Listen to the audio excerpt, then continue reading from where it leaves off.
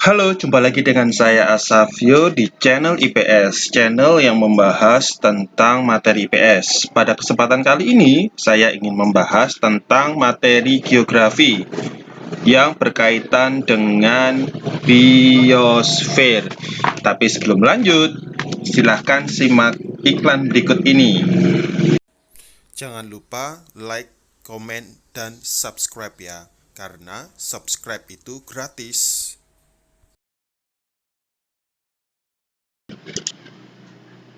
Biosfer. Apa sih itu pengertian dari biosfer? Ada banyak pengertian di dalam biosfer, di dalam berbagai buku yang bisa kalian baca, tetapi pada intinya, biosfer adalah suatu lapisan permukaan bumi yang dapat dihuni oleh makhluk hidup. Jadi, segala tempat yang dapat dihuni oleh makhluk hidup itu adalah lapisan biosfer. Nah, di dalam lapisan yang bisa dihuni ini, otomatis akan mencakup 3 lapisan yang lain, yaitu wilayah hidrosfer, atmosfer, dan juga litosfer. Kenapa kok mencakup wilayah ini? Ya jelas, makhluk hidup dia bisa tinggal di perairan, dia bisa tinggal di daratan maupun bisa di udara. Di udara di sini bukan berarti mereka itu akan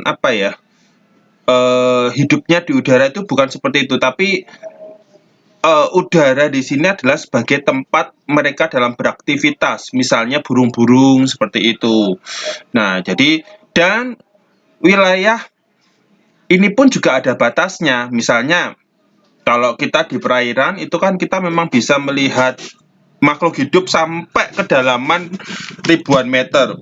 Tapi kalau untuk lapisan udara itu mungkin hanya sampai beberapa kilometer saja dari permukaan laut, karena sesudah itu makhluk hidup tidak bisa hidup di atasnya karena berbagai banyak faktor. Begitu juga dengan litosfer. Litosfer juga hanya sampai kedalaman tertentu itu makhluk hidup bisa ditemukan, karena kalau terlalu dalam itu lapisan oksigen bisa sangat rendah sekali dan bisa jadi makhluk hidup tidak bisa hidup di sana. Nah, bagaimana jenjang kehidupan pembentuk biosfer? Namanya aja lapisan tempat permukaan bumi yang terdiri dari banyak makhluk hidup, maka kita bisa memahami jenjang tingkatan ini akan dimulai dengan yang namanya individu. Pada intinya, individu ini adalah suatu makhluk hidup yang sifatnya sendiri. Nanti kalau individu berkumpul dalam jumlah yang banyak, maka itu sudah disebut dengan populasi. Populasi yang berbeda berkumpul menjadi satu, nanti akan menjadi komunitas. Dan kemudian sudah ada interaksi dengan makhluk benda mati, maka sudah masuk ke ekosistem. Beberapa ekosistem yang berkumpul menjadi satu dengan ciri khas makhluk hidup tertentu, biasanya vegetasi, maka itu sudah disebut dengan bioma. Dan segala sesuatu atau semua bioma yang bergabung di muka bumi ini akan menciptakan biosfer. Ini tingkatan makhluk hidup. Faktor apa saja yang mempengaruhi persebaran flora dan fauna? Perlu saya tekankan bahwa berbagai referensi bisa jadi akan berbeda. Sedikit berbeda, tetapi pada intinya akan sama. Jadi tergantung buku apa yang kalian pakai sebagai referensi. Saya menggunakan referensi tertentu yang hanya fokus kepada faktor yang mempengaruhi persebaran flora dan fauna. Nanti kalau di buku yang lain bisa jadi ada faktor penyebabnya, ada sarananya misalnya. Faktor yang mempengaruhi pertama adalah berkaitan dengan iklim. Ya, kita tahu bagaimana iklim itu bisa mempengaruhi persebaran flora dan fauna. Apa sih faktor-faktor iklim ini? Bisa itu dilihat dari suhu dan juga sinar matahari. Kalau misalnya suhunya itu terlalu panas, bisa jadi ada flora atau fauna yang tidak bisa hidup di sana. Begitu juga sebaliknya. Jadi flora dan fauna itu biasanya mereka harus bisa hidup dengan memiliki syarat-syarat tertentu kondisi tempat tinggalnya itu. Kemudian juga bisa faktor curah hujan. Bagaimana faktor curah hujan bisa mempengaruhi? Ya, misalnya kembali lagi ada jenis-jenis tanaman yang dia itu membutuhkan air dalam jumlah yang banyak. Tapi ada yang bisa bertahan di daerah yang kering, misalnya seperti itu. Kemudian faktor yang lain bisa jadi angin. Bagaimana angin bisa mempengaruhi persebaran flora dan fauna. Kemudian bisa juga kelembaban udara. Untuk kelembaban udara saya bahas nanti dulu. Kemudian faktor yang kedua berkaitan dengan fisiografi. Apa itu fisiografi? Fisiografi itu berkaitan dengan relief atau bentuk muka bumi. Rendah atau tinggi suatu daerah. Ada jenis tanaman tertentu yang dia itu bisa hidup di daerah dataran rendah misalnya. Tapi ada jenis tanaman yang dia itu hanya bisa hidup di daerah pegunungan atau di dataran tinggi. Karena daerah pegunungan ini tentu kalian masih ingat bahwa semakin tinggi suatu tempat, maka suhunya bisa akan semakin rendah. Nah, ada jenis-jenis yang seperti itu. Topografi, bentuk muka bumi. Kemudian juga ada faktor biotik. Faktor biotik di sini berarti berkaitan dengan makhluk hidup. Makhluk hidup di sini bisa itu manusia maupun hewan. Saya ambil contoh misalnya hewan. Hewan contoh kelelawar. Kelelawar itu dia bisa membantu dalam proses penyerbukan atau penyebaran tanaman. Begitu juga misalnya dengan adanya lebah, itu juga bisa membantu proses penyerbukan. Berarti otomatis membantu persebarannya. Bagaimana dengan manusia? Manusia bisa memindahkan flora maupun fauna yang sebelumnya tidak ada di situ. Saya ambil contoh misalnya ada jenis hewan yang dia misalnya khas ada di Indonesia. Kemudian ada orang dari Amerika yang pengen mengembangkan hewan tersebut, akhirnya dibawa dan dikembangkan di tempat penangkaran. Atau kembali ada lagi misalnya tanaman.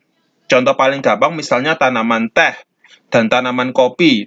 Itu kan bukan tanaman yang asli Indonesia, tapi tanaman yang berasal dari Tiongkok maupun dari, kalau kopi itu dari Amerika Selatan. Kebetulan dulu pada saat kolonial Belanda melihat bahwa kondisi tanah atau wilayah di Indonesia, khususnya di Jawa itu cocok untuk ditanami teh maupun kopi. Akhirnya mereka membawa jenis tanaman itu untuk dikembangkan di Indonesia. Nah, ini kan berarti bagaimana faktor manusia mampu mempengaruhi persebaran flora fauna yang sebelumnya tidak ada di tempat tersebut.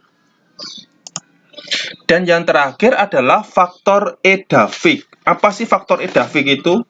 Faktor edafik itu adalah faktor tanah. Nah, tanah di sini kan bisa dilihat dari teksturnya, kemudian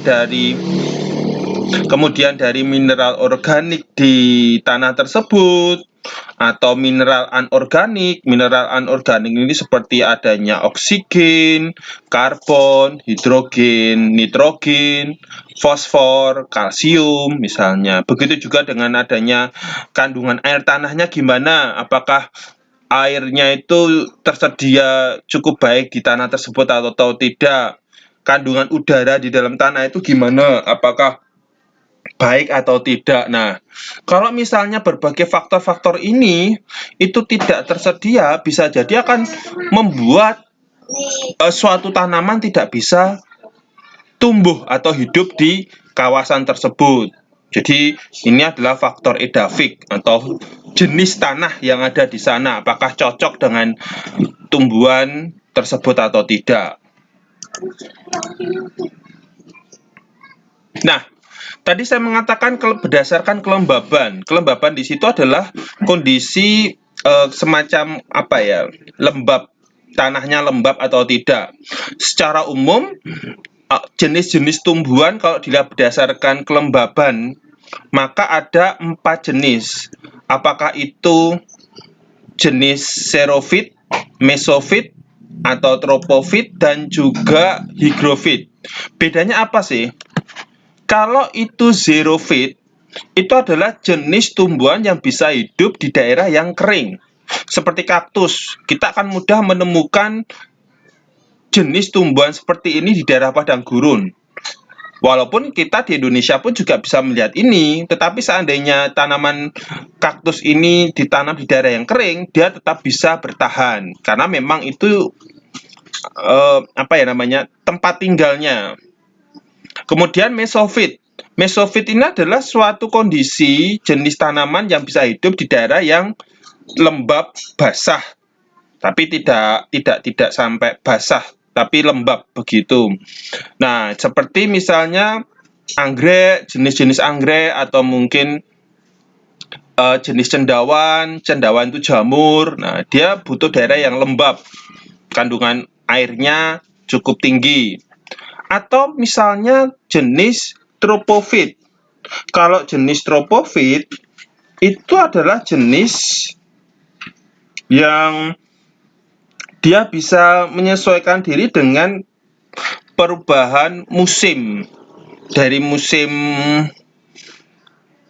hujan ke musim kemarau seperti itu. Jadi daerah dia bisa survive di daerah yang terdiri dari 2 musim, perbedaannya secara tegas. Jadi contoh paling gampang kalau di Indonesia adalah jenis tanaman jati, atau contoh yang lain misalnya eukaliptus. Kalau hygrofit berarti itu adalah jenis tumbuhan yang dia harus selalu berada di daerah yang basah. Nah, yang berair. Contohnya misalnya adalah enceng gondok. Kalau kalian perhatikan, enceng gondok atau itu tanaman teratai atau lotus, itu kan dia selalu di tempat yang berair. Karena memang tempat hidupnya harus seperti itu. Nah, ini jika berkaitan dengan kelembaban. Kelembaban ini adalah salah satu faktor iklim. Kemudian, bioma. Bioma itu adalah suatu daerah atau suatu tempat yang biasanya memiliki ciri khas tertentu, terutama berkaitan dengan vegetasi. Karakteristiknya apa? Tadi saya katakan bahwa suatu tempat dikenal dengan bioma tertentu biasanya mudah dikenali karena adanya satu vegetasi utama yang menjadi ciri khas. Oh, kalau di daerah ini ada, misalnya sih, ada kaktus, berarti itu dikategorikan bioma padang gurun karena kaktus itu adalah vegetasi utama yang bisa hidup di daerah padang gurun. Ini contohnya. Kemudian merupakan komunitas klimaks. Artinya apa itu? Komunitas klimaks adalah suatu komunitas terakhir dan stabil atau yang tidak akan mengalami perubahan, yang sudah mencapai keseimbangan dengan lingkungannya. Jadi dalam komunitas klimaks ini, baik hewan maupun tumbuhannya itu sudah ada di situ dan sudah bisa beradaptasi di tempat dengan kondisi fisik seperti itu. Jadi dia sudah bisa beradaptasi dengan baik. Kemudian yang ketiga, terbentuk dari hasil interaksi antar unsur lingkungan. Unsur lingkungan di sini itu bisa unsur biotik maupun non-biotik. Jadi misalnya kalau biotik itu berkaitan dengan makhluk hidup, ada interaksi antara makhluk hidup, dan juga non-biotik berarti berkaitan dengan kondisi alam di situ dari hasilnya. dan kemudian merupakan komunitas cukup mantap dengan periode jangka waktu yang lama. Maksudnya bagaimana? Hampir mirip dengan nomor 2 bahwa baik itu flora maupun fauna yang ada di bioma tersebut, dia sudah bisa beradaptasi dengan kondisi daerah itu, sehingga dia sudah cukup mantap atau stabil. Otomatis karena sudah stabil, hewan atau tumbuhan itu akan tetap ada di situ. Misalnya kalau kita melihat bioma hutan hujan tropis, ada tanaman rotan. 100 tahun ke depan pun itu juga kita akan tetap menemukan rotan, karena memang dia bisa bertahan hidup di daerah seperti itu. Kemudian menempati wilayah yang luas. Kalau kalian masih ingat tadi bagaimana jenjang makhluk hidup, bahwa posisi bioma itu di atas ekosistem, otomatis daerah yang mencakup bioma itu harus wilayah yang luas, bukan wilayah yang sempit. Bagaimana persebaran bioma di dunia? Kalian bisa perhatikan melalui peta di sini. Kalau misalnya kita menyebutkan bioma hutan hujan tropis dengan warna hijau, itu berarti biasanya lokasinya pasti ada di daerah tropis. Misalnya ada di Asia Tenggara, Asia Selatan, kemudian ada di kawasan Afrika Tengah, kemudian juga ada di kawasan Amerika Selatan. Nah, ini karena lokasinya ada di sekitar daerah tropis. Kemudian juga ada sabana. Sabana ini adalah suatu daerah padang rumput. Kalian bisa perhatikan ini, padang rumput ini ternyata bisa ditemukan dalam kondisi yang luas. Misalnya di sini ada di Afrika di sini. Atau kalau itu padang gurun biasanya ada di daerah subtropis. Nah, ini misalnya kayak Afrika Utara, Timur Tengah, kemudian ada di Asia Barat maupun Asia Tengah, misalnya seperti itu. Atau Amerika di sini, perhatikan ini, daerah subtropis. Ini juga ditemukan pada padang gurun. Kemudian ada lagi misalnya padang rumput temperate. Nah, ini nama lainnya adalah stepa. Jadi padang rumput stepa itu adalah padang rumput murni, hampir tidak ada pepohonan. Biasanya di sini dia ada di daerah lintang tengah. Nah, yang warnanya kuningnya kuning muda di sini. Otomatis karena di sini itu daerah yang masuk kawasan lintang tengah yang memiliki 4 musim.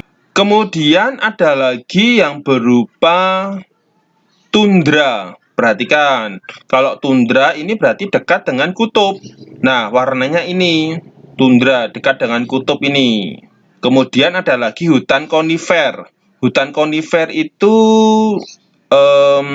hutan yang vegetasi utamanya seperti pinus. Contoh paling gampang pinus. Ini lokasinya pasti di daerah yang dingin. Nah, warnanya seperti ini. Kalau hutan gugur itu hutan yang ada di daerah lintang tengah. Lintang tengah itu di sini. Contoh kalau misalnya menurut gambar di sini, jadi ini ada biasanya memiliki 4 musim. Contohnya ada di Jepang, kemudian ada di Tiongkok bagian timur, misalnya seperti itu. Kalau yang di Amerika ya ini di sini. Ini Amerika. Ini termasuk hutan gugur karena memiliki 4 musim. Kita bahas yang pertama adalah bioma hutan hujan tropis. Nah, perhatikan dari gambar ini. Menurut kalian, apa yang menjadi ciri dari hutan hujan tropis dengan hanya melihat gambar seperti ini? Ayo, kita bisa bahas yang pertama. Karakteristiknya atau ciri-cirinya, curah hujan tinggi di atas 2000 mm per tahun. Jelas kita bisa menyebutkan di atas 2000 mm. Karena apa? Dengan pohon-pohon yang sangat tinggi dan juga pohonnya itu sangat rapat, otomatis mereka pasti bisa hidup di daerah yang curah hujannya harus tinggi, banyak mengandung air seperti itu. Bukan banyak mengandung air, tapi intinya ya curah hujannya tinggi dan kebutuhan mereka akan air bisa terpenuhi dengan baik. Belum lagi daerah yang bisa seperti ini biasanya memiliki ciri sinar matahari itu ada sepanjang tahun. Tadi kita bisa melihat bahwa daerah-daerah yang itu kan sinar matahari akan selalu ada. Mau dari bulan Januari sampai Desember tidak akan mengalami gangguan, tetap akan ada terus-menerus karena nanti berkaitan dengan proses fotosintesis juga. Kemudian di daerah hutan hujan tropis biasanya perubahan suhu bulanan maupun tahunan kecil. Jadi misalnya begini, ini kalau misalnya kita menggunakan mengukur suhu antara bulan Januari, Februari, Maret, April itu hampir tidak ada bedanya perubahannya. Bahkan suhu hariannya suhu harian antara hari pertama sampai hari ke-30 dalam satu bulan itu hampir tidak ada perubahan sama sekali. Nanti dibandingkan juga antara tahun 1, tahun 2, tahun 3 itu tidak ada perubahan sama sekali. Dan selain itu, di bawah kanopi gelap sepanjang tahun. Maksudnya kanopi itu apa? Ini kan pohonnya sangat tinggi sekali. Pohon yang sangat tinggi sehingga dia membentuk suatu atap yang akhirnya mau tidak mau akan menutupi atau menghalangi sinar matahari masuk ke bagian bawah.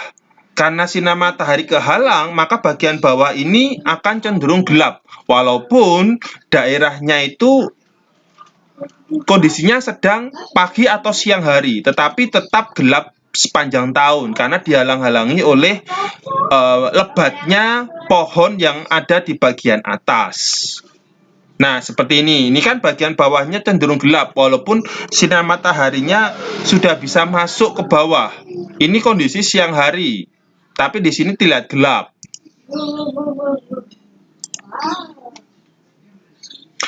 Nah, karena curah hujannya tinggi, otomatis kelembaban udaranya juga akan tinggi. Kalau dihitung tuh rata-rata di atas 80%. Kemudian kalau dicek antara suhu di siang hari dengan suhu di malam hari, hampir tidak ada perubahan. Hampir tidak beda dengan daerah gurun. Daerah gurun itu kalau siang bisa panas sekali, begitu masuk malam itu bisa dingin sekali. Tapi kalau di daerah tropis, antara pagi, siang, malam itu hampir tidak ada perubahan sama sekali. Kemudian juga terdapat iklim mikro. Maksudnya iklim mikro itu apa? Bukannya iklim itu mencakup satu wilayah yang luas. Nah, namanya iklim mikro berarti ada suatu iklim tertentu yang hanya berlaku di daerah itu saja, yang hanya berlaku di daerah yang kecil, yaitu di hutan hujan tropis itu sendiri. Yang begitu keluar dari daerah itu, otomatis iklimnya sudah berbeda. Kayak kita bisa perhatikan bagaimana tanaman atau tumbuhan yang ada di hutan hujan tropis ini, itu yang membentuk kanopi-kanopi tadi. Paling tinggi di sini itu ada 1 atau 2 di antara yang paling banyak. Itu adalah tumbuhan dengan ketinggian rata-rata antara 35 hingga 42 meter. Kemudian di bawahnya ini yang lebat sekali. Antara satu pohon dan pohon yang lain itu sangat rapat dan tumbuhannya menutupi sinar matahari masuk ke bawah, makanya dinamakan lapisan kanopi. Ini memiliki ketinggian 20 hingga 35 meter. Tapi walaupun rapat, masih bisa ditembus oleh sinar matahari, walaupun otomatis yang bisa menembus sinar mataharinya jauh lebih sedikit daripada yang ada di bagian atas. Kemudian di bawahnya lagi ada lapisan understory layer. Ini memiliki ketinggian antara 4 hingga 20 meter. Jaraknya itu mulai agak jauh satu dengan yang lain. Kemudian lapisan pohon berikutnya adalah lapisan dengan ketinggian 1 sampai 4 meter ini. Nah, dan yang terakhir itu berupa semak belukar dengan ketinggian di bawah 1 meter. Bagaimana dengan vegetasi yang biasa ditemukan di hutan hujan tropis? Ada banyak vegetasi. Beberapa saya sebutkan, misalnya ada pohon ramin, ada tumbuhan yang dia itu bisa kalau dia tumbuh dia akan mencekik atau mematikan pohon utama. Sehingga makanya dinamakan pohon atau tumbuhan pencekik pohon. Dan seperti itu.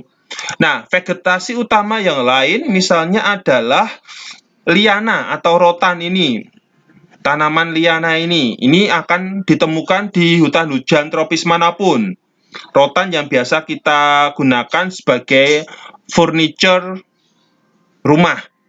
Atau misalnya epifit. Epifit contoh paling gampang adalah berbagai macam anggrek. Berbagai macam anggrek bisa kita temukan di hutan hujan tropis.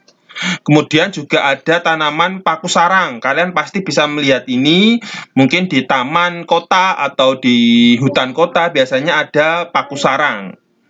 Ini juga tanaman yang umum ditemukan di hutan hujan tropis. Sementara kalau berkaitan dengan fauna atau hewan yang khas ditemukan di hutan hujan tropis, kita bisa akan menemukan harimau. Entah harimau macan tutul atau mungkin macan kumbang atau apapun itu. Kemudian berbagai jenis kera. Itu juga menjadi fauna khas yang ada di daerah hutan tropis. Mungkin kita akan familiar atau umum mengenal orang hutan jika itu di Kalimantan maupun di Sumatera. Karena kalau seperti gorila kita tidak akan menemukan di Indonesia. Nah, tadi saya katakan bahwa bioma hutan hujan tropis selalu berada di sekitar daerah Khatulistiwa. Di sini kita bisa melihat mulai dari Indonesia yang dilalui oleh daerah garis Khatulistiwa ini pasti merupakan tempat hutan hujan tropis. Atau misalnya ini Afrika Tengah juga pasti akan ada hutan hujan tropis. Atau di sini kawasan Brazil. Mungkin kita sudah umum mendengar Sungai Amazon. Otomatis ini juga masuk di dalam hutan hujan tropis juga. Sampai di sini kira-kira ada yang mau ditanyakan? Jika ada yang mau ditanyakan, silahkan komen di bawah. Nanti biar saya bisa menjawabnya. Dan jangan lupa subscribe channel saya supaya saya semakin termotivasi dalam membuat video-video yang lain. Sampai jumpa.